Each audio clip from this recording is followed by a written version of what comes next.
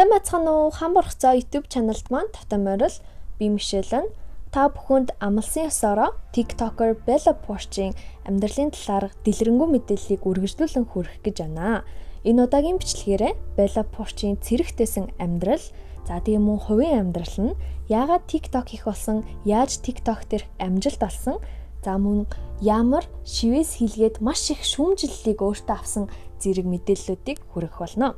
Тэгэхээр Bella Porsche ахлах сургуулаа 16 наснда төгснөхийн дараа 17 наснда Америкийн цэрэгт илсэн байгаа. Ерөнхийдөө гэрээд цэрэг болохоос өмнө 3 сарын хугацаанд хувааран дээр бэлтгэл хийх ёстой байдаг, цэргийн бэлтгэл. Тэгэд энэхүү бэлтгэлд болохоор хамгийн түрүүнд очиод Bella Porsche маш гоё дуудуулдаг байсан учраас найрал дууны салаанд хуваарлагдсан. Найрал дууны салаанд байхдаа энэ цэргийн бэлтгэлийг төгсөж байгаа хүүхдүүдийн төгсөлтийн баяр зориулж дуудуулахдаа бэлддэг байсан гэсэн. Ийхүү 7 хоногийн 6 өдөр нь биений хүчний хүнд хүчээр бэлтгэл хийж агаад 7 дахь өдөр нь болохоор дандаа найрал дууныхан бэлтгэлийг хийдэг байсан гэсэн. Bella Porsche-ийн цэрэгт илсэн хамгийн гол шалтгаан нь юу вэ гэхээр мэдээж ээж аваасаа хол амьдарч эрхчлөөтэй байхыг хүссэн учраас цэрэгт илсэн байгаа. За ийхүү Bella Porsche цэргийн бэлтгэлээ дуусныхаа дараа болохоор Америкийн усан цэрэгт илсэн. Усан цэрэг нь болохоор гэрээд цэрэг хийгээд 4 жилийн хугацаанд гэрээ байгуулаад цалинтай ажилладаг байгаа. Bella Porsche усан цэрэгт байхдаа ямар ажил хийдэг байсан бэ гэхээр усан цэргийн цэргүүдийн зэр зэвсгийг нь хариуцах ажлыг авсан байгаа.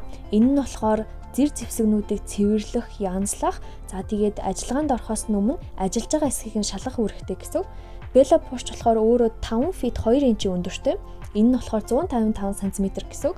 Өөрөө маш их жижигхэн биетэй болохоор зарим тохиолдолд Bella Porsche-ийн ажиллаж байгаа тэдгээр зэр зэвсэгнүүд нь өөрөөс нь том байх жишээний гэж тэрээр бас ярилцсан дээрээ дурдж байсан. Bella Porsche Америкийн усан цэрэгт илснээс хойш хамгийн урт хугацаанд 6 сарын хугацаанд бүр яг ингээд далаад амьдарч исэн. Тэгээд энэ хугацаанд маш олон улсуудын бомбуудаар дайрч исэн байгаа.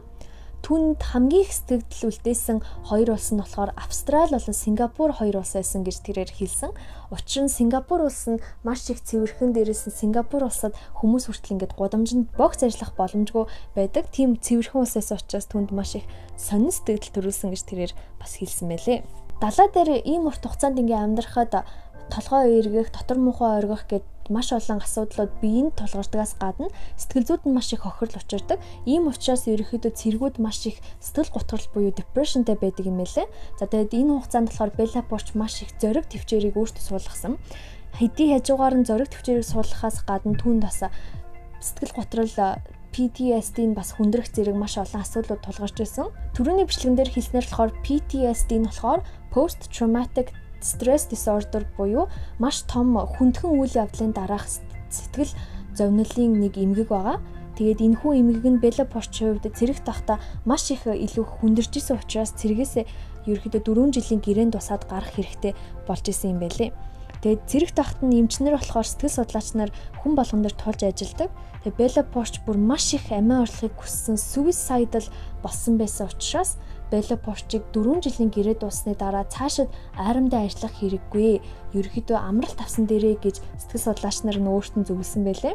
Bella Porsche-ийн амьдралтай харанхуй энэ үеүүдийн талаар ярих юм бол амиа ордлохыг маш их завдсан учраас өрөөнд ганцаараа байх боломжгүй, заавал хэн нэгэнтэй хамт байдаг болсон.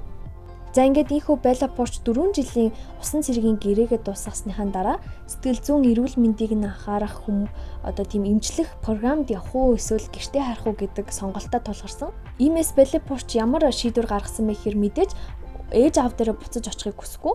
Тэгээд цэргээс халагдаад очих гэр орон байхгүй. Учир нь Bella Porsche ах нь ч ихсэн цэрэгт илсэн. Тийм учраас Bella Porsche цэргээс халагдсныхаа дараа ерөөхдөө найзуудтайгаа хамт амьдардаг болсон.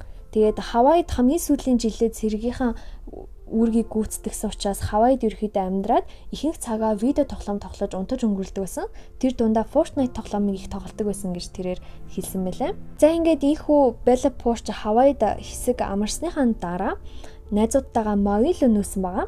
Тэгээд Мавид амьдарч байх хугацаанд ерөөхдөө анх TikTok-ыг утсан дээр татаж аваад TikTok ашигладаг болсон гэсэн.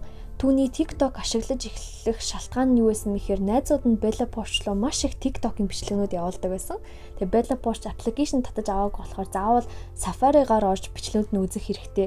Тэгээ ийм учраас Bella Porsche за ер нь нэг удаа татаж авч үзье даа гэж TikTok донтоод тэгээд өөрөө ерөөхдөө TikTok хийж эхэлсэн байгаа. Bella Post хамгийн анх дуудуулдаг бичлэгнүүд хийдэг байсан.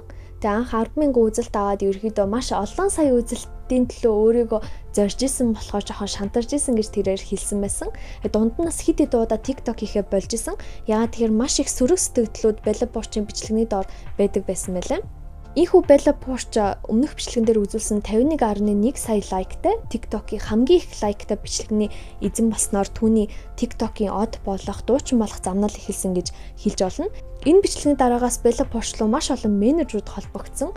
Тэгээд Bella Post-д маш олон санал тавьсны үндсэндэр Bella Post өөрийн сонгосон 2 менежертэй уулзахаар LA буюу Los Angeles хот руу явсан мэлээ. Тэгээд тэнд очиод ерөөхдөө 2-7 хоног тэр хүмүүстэй хамт байна гэж төлөвлөсөн ч яг үнэндээ тэр төлөвлөлөөсөө буцаад 8 сар LA хотод одоо хүртэл ингээд 8 сарын хугацаанд тэнд амьдарсан. Тэгээд ихэнхдээ Bella Post зочид буудалд амьдардаг байсан байгаа. Яг хизэнээс Bella Post TikTok-оор мөнгө олж эхэлсэн мэхээр түүний од болсон бичлэгний сарын дараагаас TikTok-т шинэ үйлчилгээ нэмэгдсэн. Энэ нь болохоор Creators Fund буюу TikTok бичлэг хийдэг хүмүүст зориулсан цалин өгдөг одоо үйлчилгээ. Тэгээд мэдээч маш олон сая дагагчтай болсны дараа олон брэндүүд болон бараа бүтээгдэхүүнүүдээр сурталчлуулахаар Bella Post-д маш их санал ирдэг болсон. Bella Post-ийн багасаа хүсэж мөрөөдөж исэн зүйл нь бол мэдээж алдартай дуучин болох, урлагийн хүн болох. Ийм учраас Bella Post TikTok дээрх бичлэгүүдийн хэм маягийг өөрчлөөд буцаад аявих дуудуулдаг бичлэгүүдийг хийдэг болсон. Анх бол ингээд дууны entertainment компаниуд болохоор Bella Post-ыг нухацтай хүлээж авдаггүй байсан байгаа.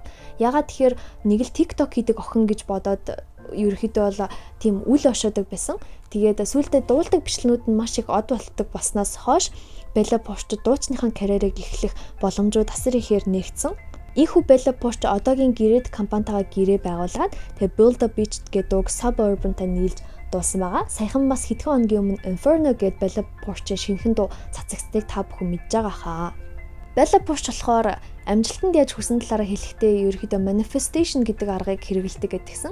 Manifestation гэдэг маань болохоор монголоор яг яаж орчуулахыг мэдгүй ч гэсэн нууц номыг уншсан хүмүүс бол сайн ойлгох байх гэж бодож байна. За Bella Post өөрийнхөө хүссэн зорилгыг цаасан дээр бичээд тэгээд тэр зүйлхийн төлөө хөдөлмөрлөдөг байсан. Тэгээд цаасан дээр бичих нь хамгийн гол нь одоо өөрийг нь анхаарлаа төвлөрүүлээ тэр зүйлхийн төлөө яг тэр зүйлдээ бүх зүйлээ зориулахад нь тусалдаг байсан гэж тэрээр бас хэлсэн байлээ. За одоо бүгдээрээ хамтдаа Bella Post-ийн хувийн амьдралыг харцгаая. Bella Post ерөөхдөө бүхий л амьдралын турш 2X найз залуутай байсан. Хоёулаа болохоор цэргийн армийн хүмүүс. Эхний найз залуу нь болохоор Bella Post-ыг усан онгоцсон дээр байх буюу нөгөө 6 сарын хугацаанд усан цэргийн албаа хааж ахт нь салсан байгаа юм л да. Тэгээд өөрийг нь болохоор араар нь тавиад салахтай бүр захиа явуулж салж исэн. Ягаад тэгэхээр нөгөө далайд олон сараар байхаар интернет байхгүй, холбогдох боломж байхгүй. Тэгээд ардаас нь ерөөдөө хоёулаа ингэ бүтэхгүй нэ. Би чамайг араар чинь тавьчихсан. Хоёулаа салъя гэд ингээд захиа явуулж исэн гэд тэгсэн. Тэгээд Bella Post болохоор энийг энэ захиаг анх аваад бүр маш их уйлж исэн. Ягаад гэхээр хүнтэй одоо захиагаар сална гэж юу аах вэ? Тэгээ бид нар чинь ингээд нүрээ харж салах хэрэгтэй байдаг. Тэгээ бүхэл бүтэн үерхлээ ингээд захиагаар салж гинэ гэдэг нь болохоор Bella Post-д маш их хүн тусч исэн байлээ. За мөн тэрээр үерхлийн талаар ярихдаа Филиппиний уламжлал болон одоо энэ барууны соёл болохоор хоорондоо тис ялгаатай гэж хэлжсэн. Яа тэгэхээр бид нар ингээд хүнийг болцоонд өрөх юм бол Филиппинд тэр нь юу гэж ойлгоддог вэ гэхээр тэр хүнийг үерхээч гэж шууд асууж ин гэж ойлгогддог юм байна. Заавал үерхэж байгаа хүмүүс хоорондоо болцоонд явдаг. Харин барууны соёл дээр болохоор бид нар болцож байгаад үерхэж болдог. Тэгэд хамгийн анх Bella Post-ыг цэргийн бэлтгэлд ахт нэг залуу хоёлоо болцоонд явъя гэж санал тавьж хахад Bella Post-оор тэрнийг нь шууд миний найз охин болооч үерхий гэж хэлж ингээд ойлгочихсан байсан. Тэгэд хамгийн анхны болцооныхаа дараа нөгөө залуу дахиж холбогдоогүй. Тэгээ ийм болохоор Bella Post бүр маш их шархлаад уйлаад сууж байхад найз нь хурж ирээд юу болсон бэ гэд асуусан чинь Bella Post болсон явдлаа хэлсэн юм байна л та. Тэгсэн чинь найз нь болохоор үгүй чи маш буруу ойлгосон байна. Болцож гинэ гэдэг нь үерхэж гинэ гэсэн үг биш ээ гэсэн чинь Bella Post юу тийм үү манай Филиппинд болохоор болцё гэдэг маань болохоор шууд үерхье гэсэн утгатай гэж бас тэрээр өөрийнхөө болсон явдлын талаар хуваалцсан мэлээ. За энэхүү зурган дээр харагдаж байгаа Bella Post-ийн шивээс бол маш олон хүний шүмжлэлийг дагуулсан шивээс байгаа. Энэхүү шивээсний утга учир нь болохоор дайны үед Японы улсын мандж байгаа тугийг илэрхийлсэн юм шивээс 16 цацрагтай. Bella Post болохоор өмнөх бичлэн дээр хэлсэн гэр бүлийн хүчирхийллээс авсан тэр олон сорвоо далдлахын тулд шивээс хийлэгдэг байсан. Тэгээ энэхүү шивээсийг бас тэр сорвоо далдлахын тулд хийлгэсэн боловч олон хүний шүүмжлэлийг авсан байгаа. Шалтгаан нь юу гэхээр дайны үед солонгосууд японочдод маш их дээрлэхүүлж хүчирхийлүүлж хомроглон устгагдаж байсан. Ийм учраас энэ дайны үеийн Японы тугийг ингээд илтгэсэн ийм шивээсийг бид нэр шивээстэй хүнийг social media од байлгаж болохгүй, инфлюенсер байж болохгүй гэд солонгос хүмүүсийн маш их дургуутслыг хүлээсэн байгаа.